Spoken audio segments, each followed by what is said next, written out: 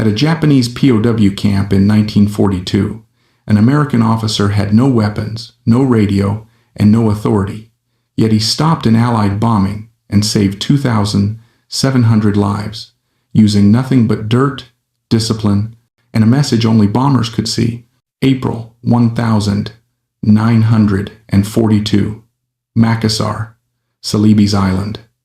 Under the tropical sun, 2,700 Allied prisoners were forced into a wide circle on the parade ground. In the center, a Japanese guard raised a thick, braided rope and brought it down again and again on an unconscious naval officer. 15 blows had already landed. 3 soldiers kicked the body methodically, as if finishing a task. No one spoke. No one moved. Every man in the circle understood the rule.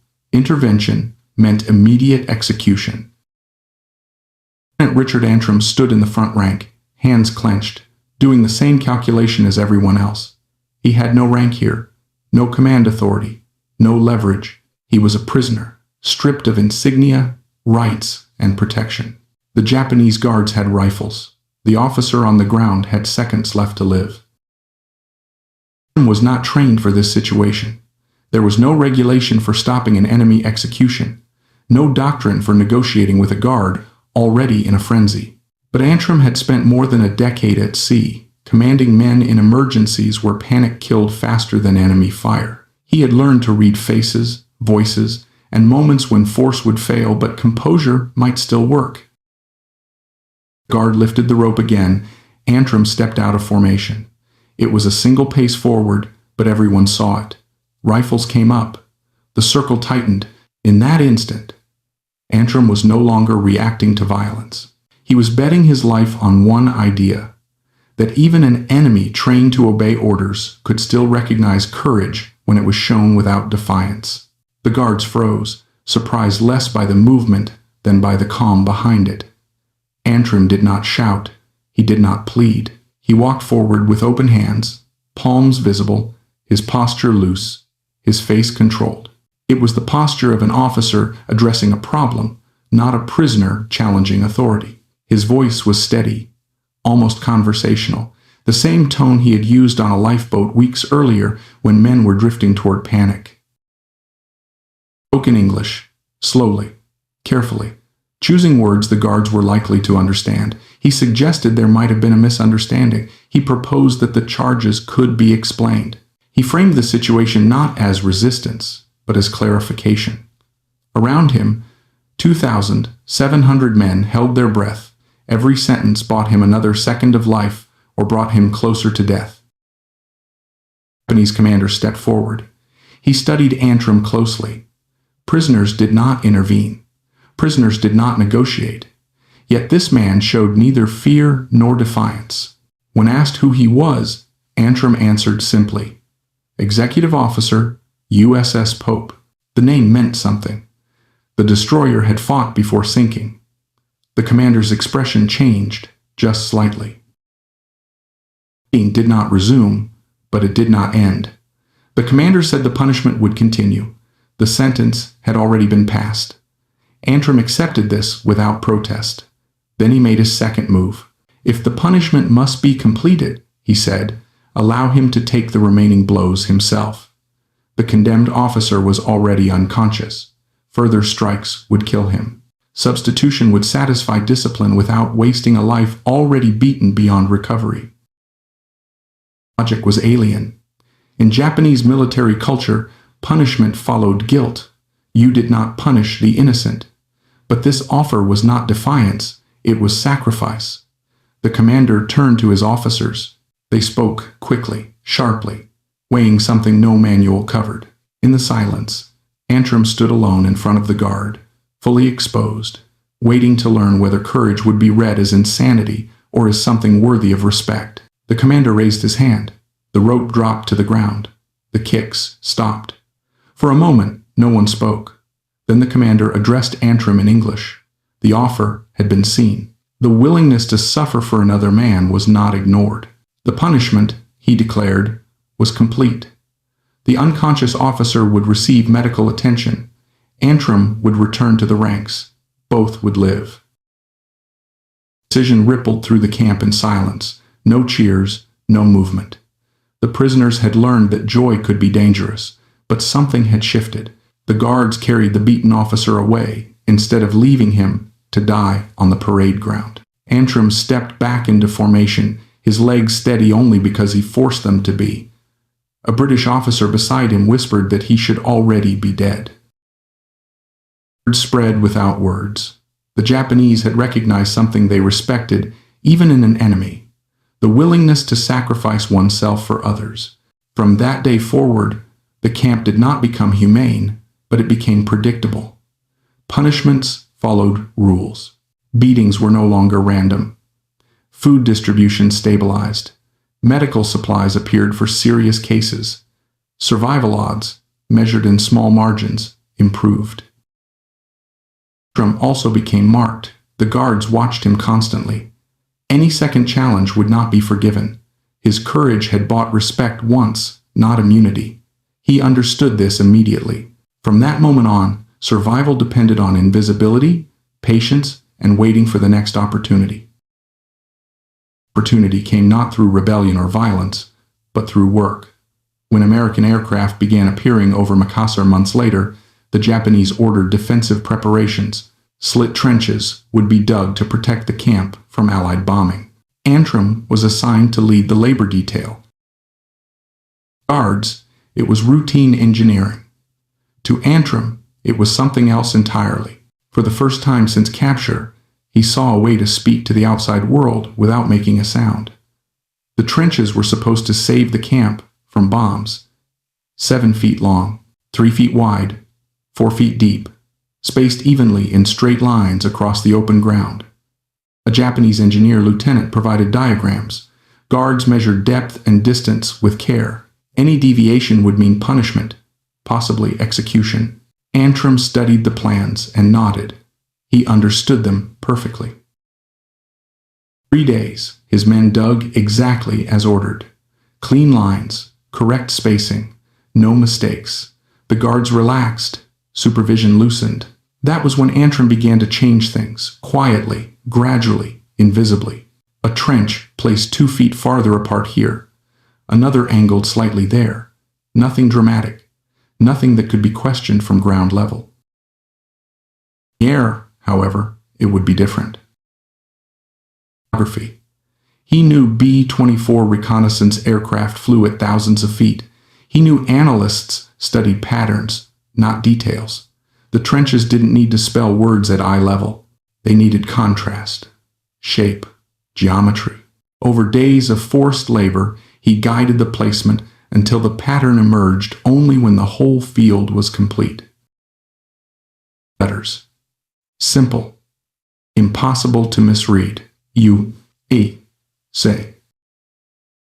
Curve was formed by spacing, each line by alignment. Where trenches were closer together, shadows darkened. Where they spread out, the ground lightened. The signal was large enough to be seen from altitude, but meaningless to anyone standing inside it. To the guards, it was still just a field of defensive trenches. Discovered, Antrim would be executed for espionage. No trial, no mercy. He knew the risk. He accepted it. This was not defiance. It was patience weaponized. The Japanese engineer returned for final inspection. He checked depth, spacing, and function. Everything met requirements. The trenches would protect against bomb fragments. He approved the work. The guards marched the prisoners back to camp. Antrim never looked back at the field. He had done all he could. Now he could only wait and hope that somewhere above Makassar, an Allied camera would see what the ground could not. October 1943. Allied B-24 seconds approached Makassar from Australian bases, their bomb bays loaded for the port and fuel facilities along the coast. Ahead of them, reconnaissance aircraft passed over the target area, cameras clicking methodically as they captured the ground below. When the film was developed and examined, intelligence officers noticed something that did not belong. In the port, outside the city, a prisoner camp appeared, and inside it, cut into the earth itself, were two large letters formed by slit trenches, U.S. There was no ambiguity. Someone inside that camp was signaling upward, deliberately, patiently, at enormous personal risk. The meaning was immediate. American prisoners were present. The camp was not to be bombed. Makassar was removed from the target list. Future raids avoided the area. Bombs fell on docks, storage tanks, and shipping lanes, but never on the camp holding 2,700 Allied men. Inside the wire, the prisoners heard explosions and saw smoke rising in the distance, never knowing how close death had come or why it never arrived. Antrim never received confirmation. He could not know whether the message had been seen or ignored. He simply endured the remaining years of captivity, malaria, starvation, executions, and disease, watching the camp population shrink while waiting for the war to end. Only after liberation did the truth surface. Intelligence files, reconnaissance photographs, the trenches, the signal. The Medal of Honor citation mentioned only the beating he had stopped in 1942. The trench message remained classified for decades, but its effect was undeniable. Without firing a shot, without speaking a word, Richard Antrim had turned forced labor into communication, dirt into language, and patience into a weapon. He saved 2,700 lives by understanding one simple truth. Even in captivity, war could still be fought if you knew how to be seen without being noticed. After the war, the photographs told the story. Antrim never could.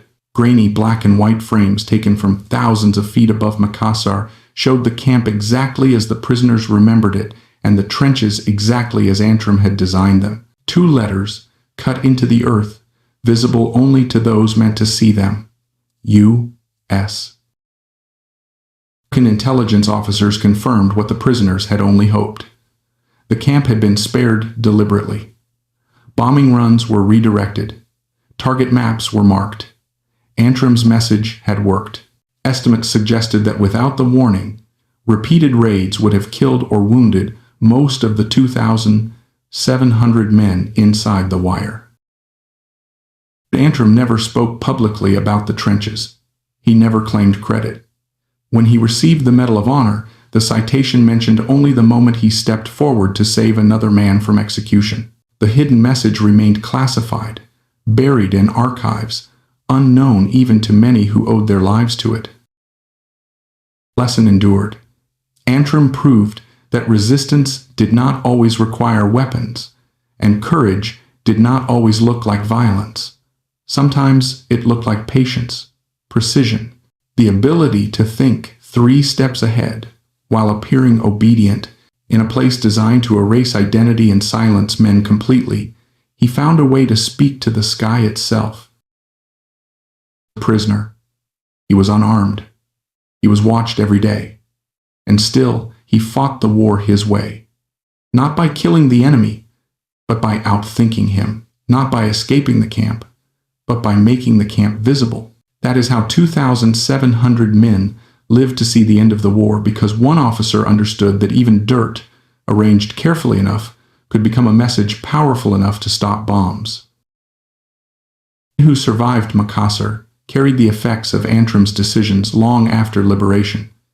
Some left the camp weighing barely 100 pounds, bones visible beneath skin stretched thin by hunger and disease.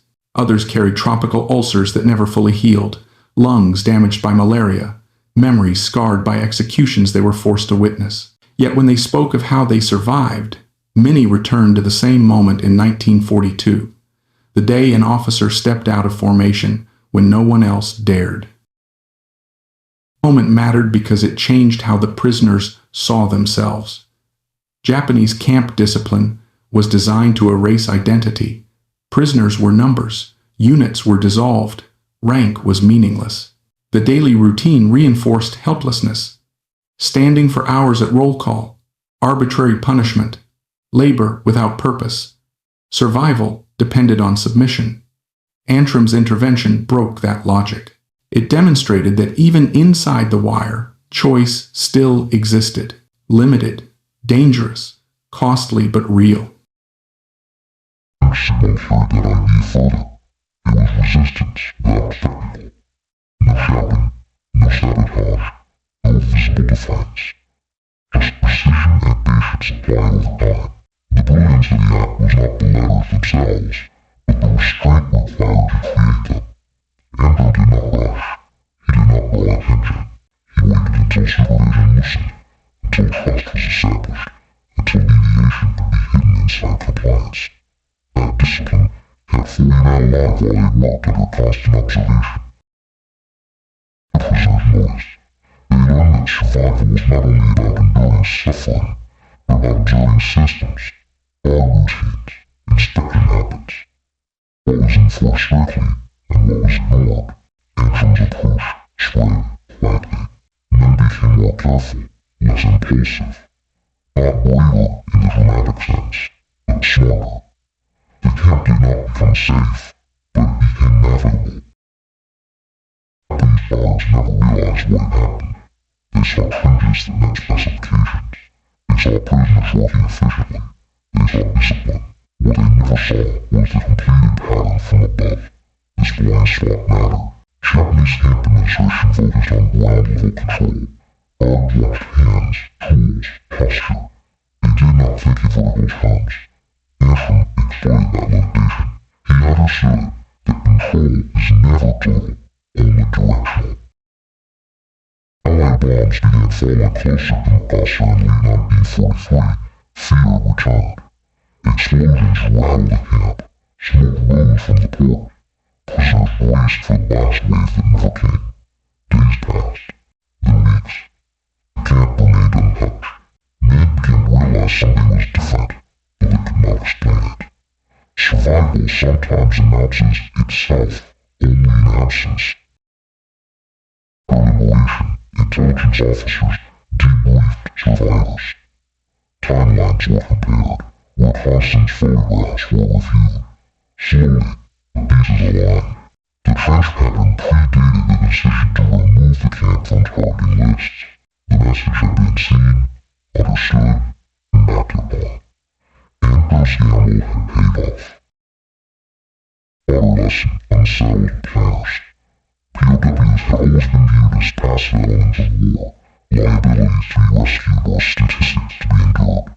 Makassar challenged that assumption. Prisoners could influence operational decisions without escape, without radios, without violence. They could shape outcomes if they understood how the enemy saw the battlefield. Insight fed directly into post-war output. Survival, evasion, resistance, and escape training began to emphasize communication under constraint. Ground signals, pattern recognition, the idea that resistance could be quiet, prolonged, and invisible until the moment it mattered. Antrim's experience became a case study not because it was heroic in the traditional sense, but because it was replicable in principle. Made the story uncomfortable with its moral dimension. Antrim did not act out of anger or hatred. He did not seek revenge. He worked within the enemy system, obeyed orders, and used that obedience as camouflage. This blurred lines may prefer to keep clean. Resistance did not always mean opposition. Sometimes it meant understanding an adversary well enough to predict where they would not look. Antrim himself resisted the folly lesson. He declined interviews. He redirected praise. In his mind, the actions taken in Makassar were not extraordinary. They were necessary. That mindset was typical of his generation. War was not a stage for self-expression. It was a series of problems to be solved with the tools available. Tools, in his case, were not weapons. They were judgment, timing, and an understanding of human systems. He knew when to step forward and when to disappear, when to speak and when silence carried more weight, when courage required action and when it required restraint. He survived because of him, often struggled to articulate gratitude. How do you thank someone for something you never saw, a bomb that never fell, a blast wave that never arrived? Many only learned the truth decades later, reading declassified reports, or hearing historians connect fragments of memory into a coherent picture. For some, the realization was overwhelming. They had lived in not knowing how close death had come, or how deliberately it had been avoided. Hostile remains a reminder that war is not decided only by firepower. It is decided by perception. But what is seen and what is missed. By who understands the system well enough to bend it without breaking it. Antrim did not defeat the enemy in battle. He defeated the targeting process. He did not overpower those. He outfought them. Place designed to reduce mental labor and silence. He found a way to speak upward, beyond fences and rifles, to an audience that could act. Dirt became language. Spacing became meaning. And patience became the difference between life and death for thousands. It is why the story endures.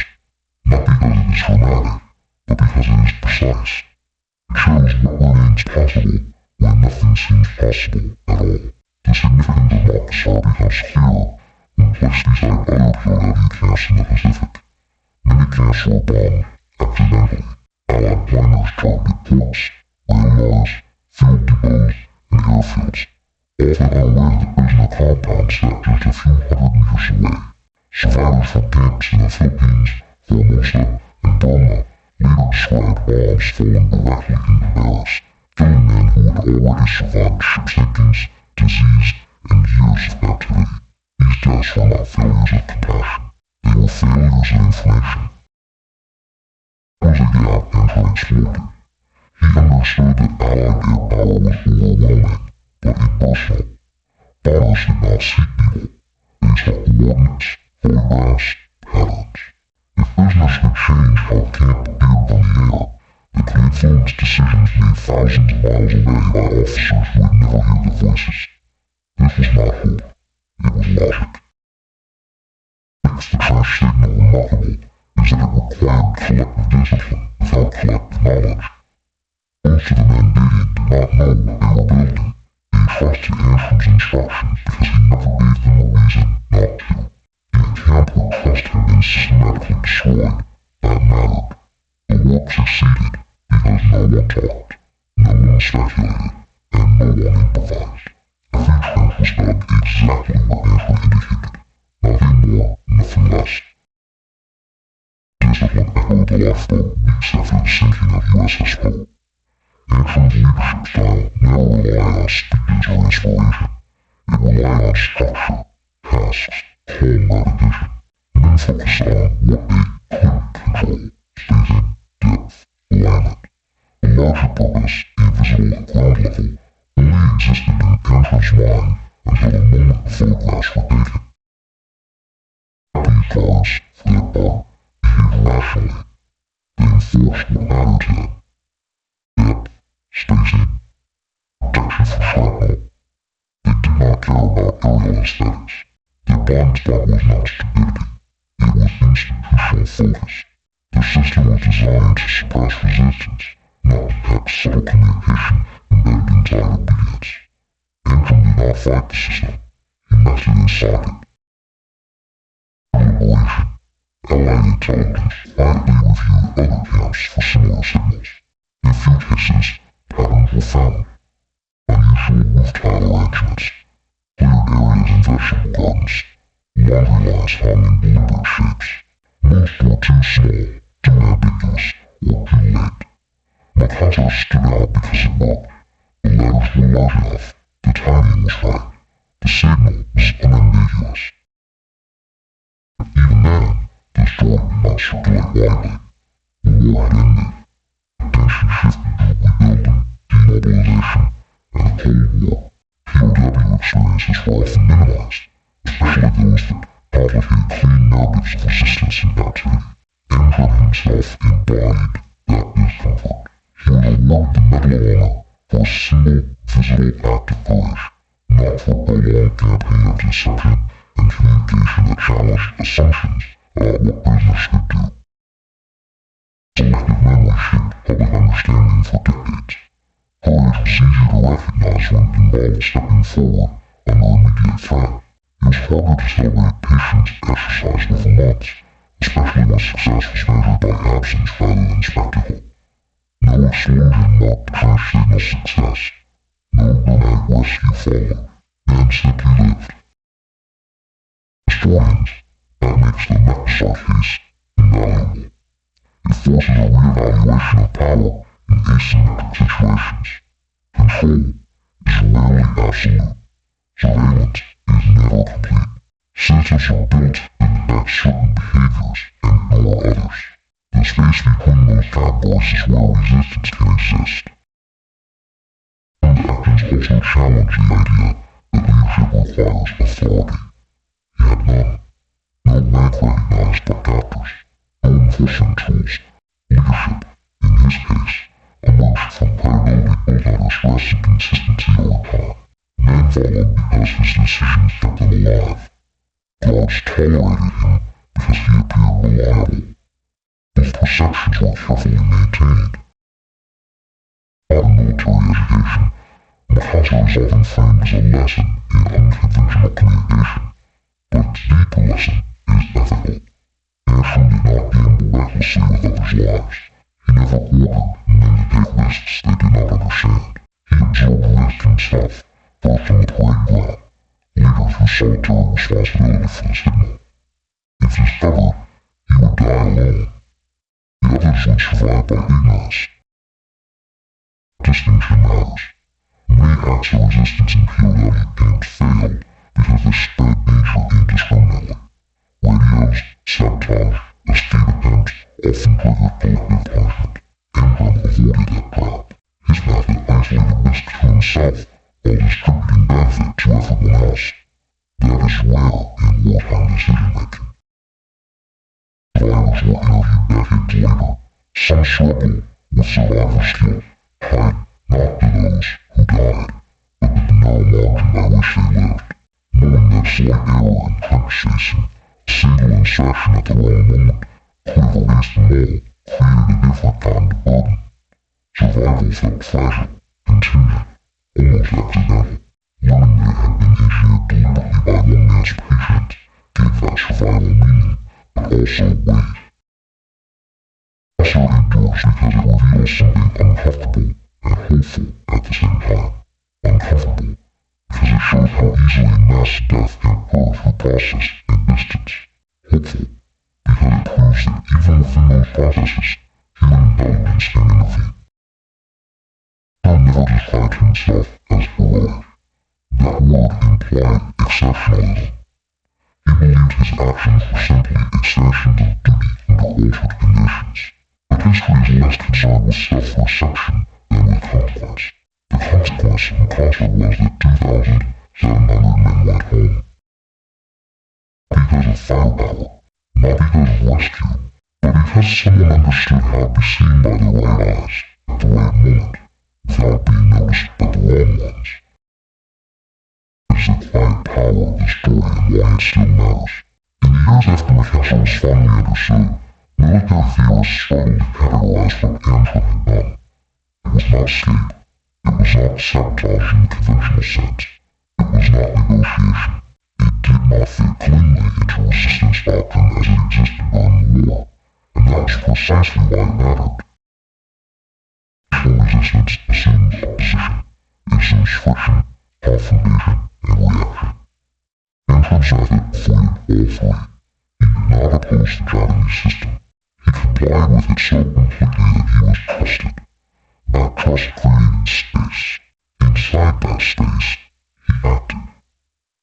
This inversion, using obedience as concealment, runs counter to most instinctive ideas about resistance, which is why it took decades to be properly recognized. Makassar also exposes a truth about modern warfare that remains relevant. Decisions that determine life and death are often made far from the people affected by them. Allied air crews never saw the prisoners. Intelligence officers never heard their voices.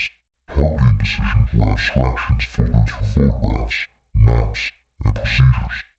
The system was rational, efficient, and deadly. It did not count for nuance unless nuance could be encoded into its language. Antrim learned that language. He understood that the war, at that level, was fought in symbols and shapes. He did not need to tell Allied forces who he was, or how many men were imprisoned, or how desperate their situation had become. He only target? Others in the group answered that question decisively.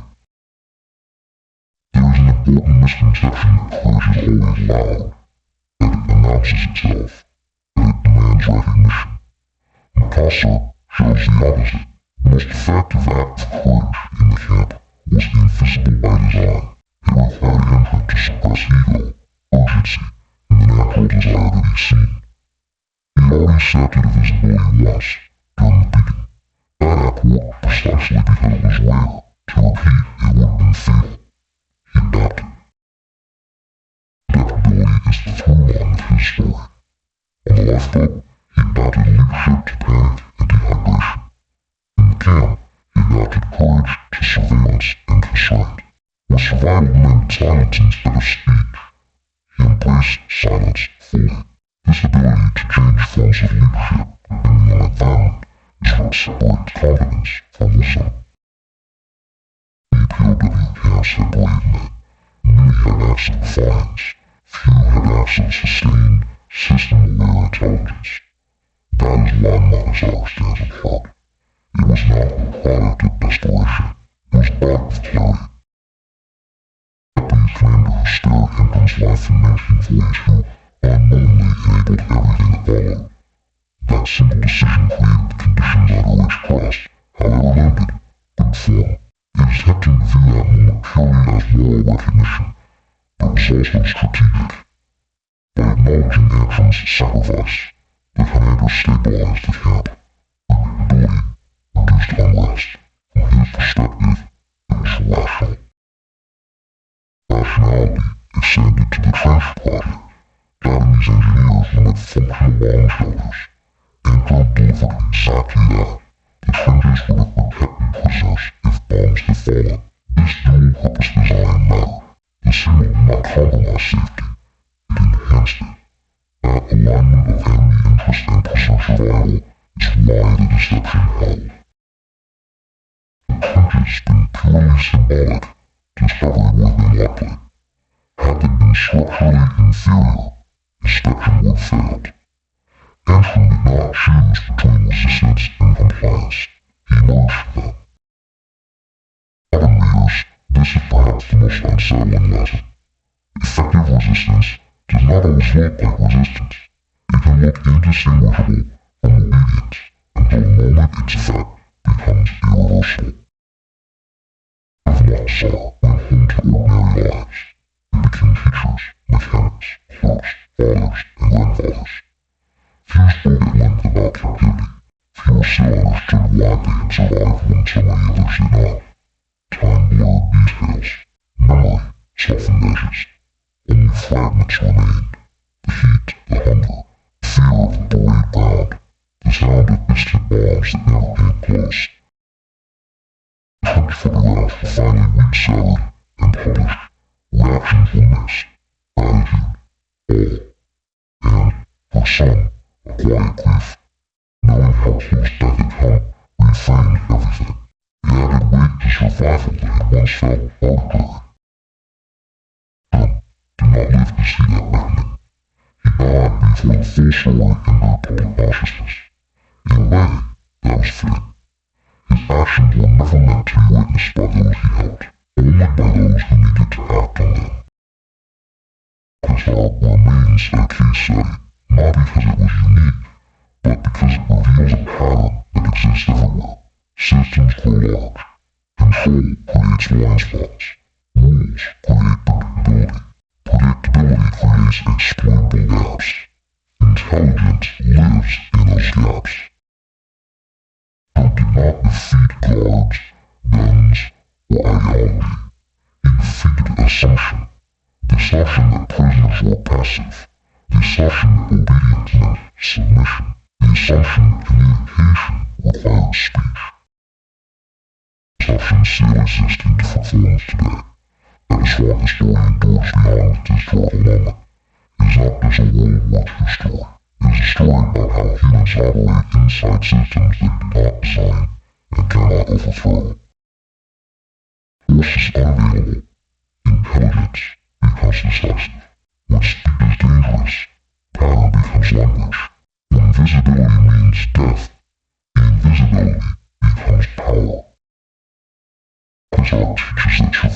not always about endurance alone. Sometimes it is about perception, knowing who is watching, who is not, and how to be seen only by the ones who matter.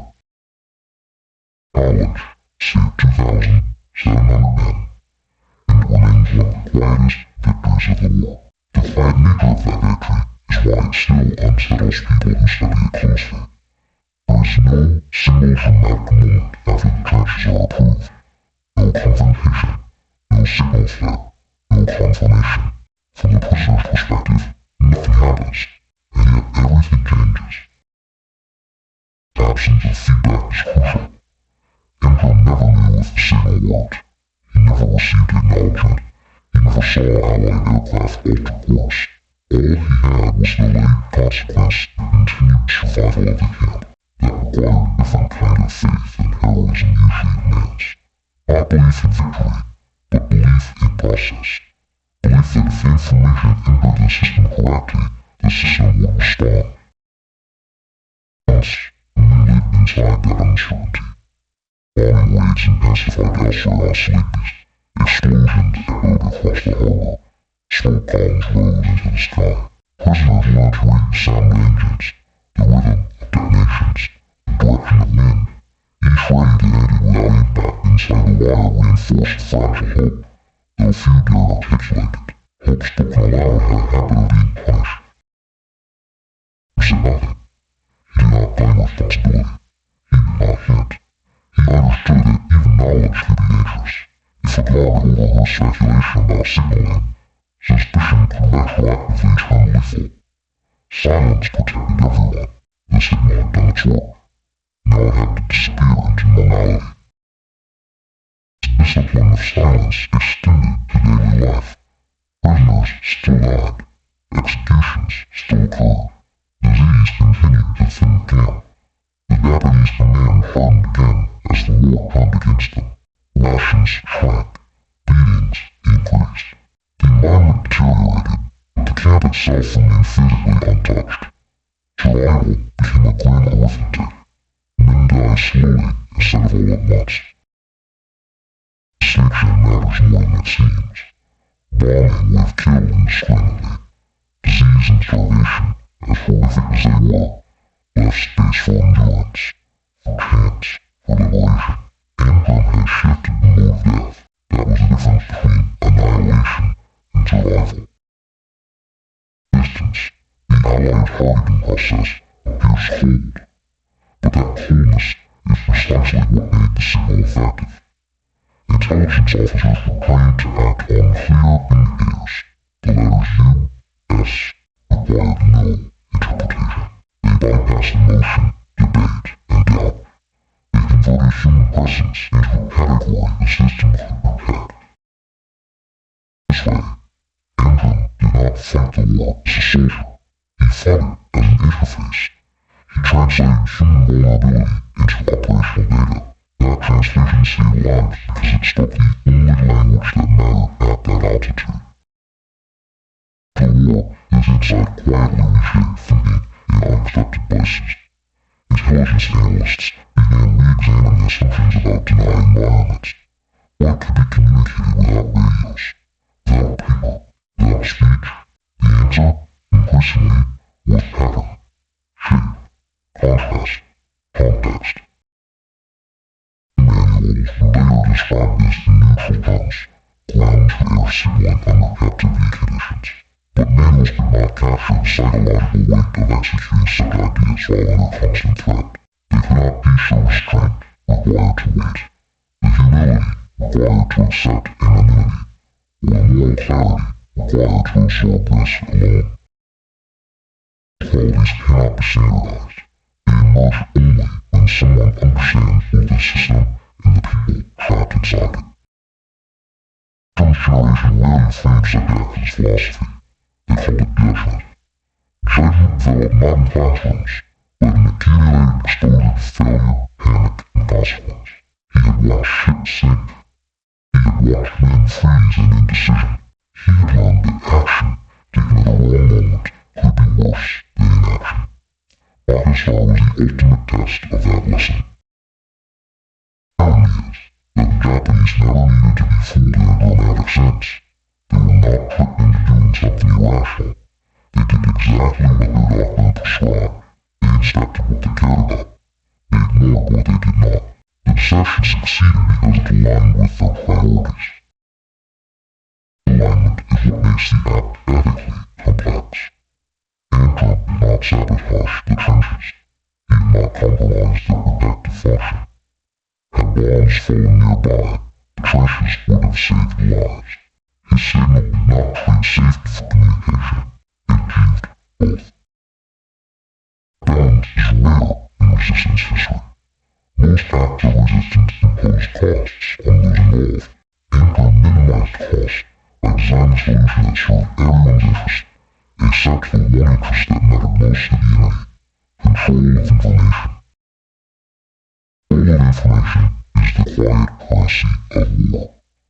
Makassar camp was controlled physically, but not informationally. The Japanese command believed they knew ways to sit inside the wire. They were wrong, not because prisoners had weapons or plans, but because they hid meaning. Meaning existed only from above. You arrived without ceremony. Trucks, medical teams, paperwork. The camp dissolved into logistics. Men who had survived years of captivity struggled to reconcile survival with relief. Many were too weak to stand. Some died days after freedom, their bodies unable to recover. Joe survived. He returned to service. He taught leadership. He spoke about decision-making under pressure, not about punches or signals. He understood that stories like Makassar risked being misunderstood. People would look for tricks, formulas, shortcuts. What he wanted to teach was judgment. Judgment is slow. It is context-dependent. It cannot be rushed or replicated mechanically. The French signals not trick anyone to repeat blindly. It worked because of specific conditions. Aerial reconnaissance patterns, insurrection routines, French geometry, and a commander who tolerated Antrim's presence. Remove any one of those factors, and the outcome changes. Fragility is part of the lesson. Success was not inevitable. It was conditional. Antrim accepted that uncertainty and acted anyway. Makassar is often summarized in a sentence. A POW signaled Allied bombers and saved thousands. That summary misses the substance. What saved those men was not ingenuity alone, but restraint layered over time. The refusal to act prematurely. The refusal to seek recognition. The willingness to remain invisible. World that often equates courage with visibility. Makassar argues the opposite. Sometimes the most consequential actions are the ones no one notices until much later, when the absence of disaster demands explanation. Prisoners of Makassar did not survive because the war spared them. They survived because one man understood how the war actually worked, far above the ground, far from the wire, in places no prisoner could ever reach. He could not escape. He could not fight, so he communicated. And in doing so, he proved that even in captivity, agency remained possible not through force, but through understanding. The final, enduring weight to the story. Not that message was hidden in the dirt, but that someone saw the war clearly enough to know where to place it. With time, Makassar began to occupy a strange space in military history. It was neither a battlefield victory nor a rescue operation. There were no orders issued, no medals awarded for the act itself, no eyewitnesses who could describe the moment of success. The proof existed only in documents, maps updated quietly, target lists amended, bombs that were never loaded for that clear reference again. Yet, from an operational standpoint, it was decisive. Air campaigns depend on certainty. Pilots accept risk. But planners do not tolerate ambiguity when civilians or friendly forces may be present. Once the reconnaissance photographs showed the letters, uncertainty vanished. The camp became a known friendly presence embedded inside enemy infrastructure. That single clarification altered everything. future calculation. This is why Antrim's action mattered more than any single bombing raid. He did not stop the bomb attack. He removed the location from the war entirely. And inside the wire, the shade was invisible to Absolute. It continued to suffer. It continued to die. But they were no longer living under the shadow of sudden annihilation from the sky. The randomness of death. Now, survival shifted from catastrophic risk to incremental hardship. That defense gave men time, and time was the only resource that liberation required. Points sometimes debate whether Makassar would have been bombed without a signal. On paper, the port was a legitimate target. Fuel storage, docks, warehouses.